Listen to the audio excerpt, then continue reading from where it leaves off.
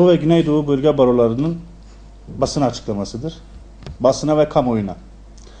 Din ve vicdan özgürlüğünün bir tezahürü olan başörtüsü, yıllardır siyasal bir simge olarak nitelendirilip, kamusal hayatta kişi özgürlüğünün, çalışma hürriyetinin ve kamu hizmetleri alma hakkının kullanımına engel görülmüş ve bu nitelemeyle bir soruna dönüştürülmüştür. Bu hakkın kullanımına ilişkin kısıtlamalar kimi zaman yasal ve idari düzenlemelere dayandırılmış, kimi zaman da fiilen uygulanmıştır.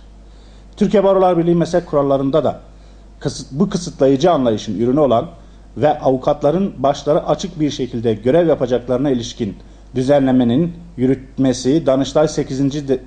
Dairesi tarafından bir meslektaşımızın yapmış olduğu başvuru üzerine durdurulmuştur. Danıştay'ın ilgili dairesinin bireyin temel hak ve hürriyetlerine açıkça aykırı olan bu düzenlemenin yürütmesini durdurmuş olmasını olumlu buluyoruz ve destekliyoruz.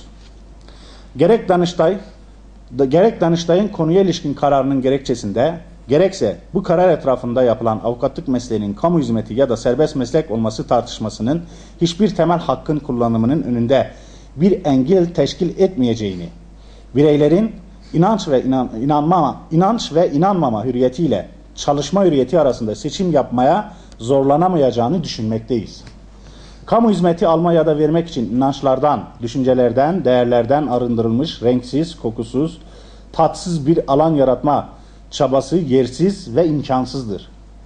Kamusal alan olabildiğince siyasaldır. Bu alanda sınırlanan her bireysel hakkın boşluğunu daha güçlü olan birey ve anlayışlar doldurur ki aksine bir durum eşitsizliğin kaynağıdır. Verilecek kamu hizmetini ve hizmetin verilme biçimini niteleyen objektifliği ve tarafsızlığı kişi hürriyetini sınırlayacak şekilde yorumlamanın günümüz dünyasında bir karşılığı kalmamıştır.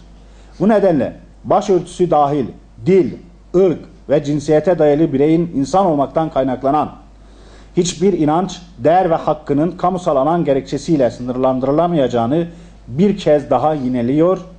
Meslektaşlarımızın yargılama faaliyetlerinin her alanında başörtüsüyle çalışabilmesinin önünü açan bu kararı destekliyoruz.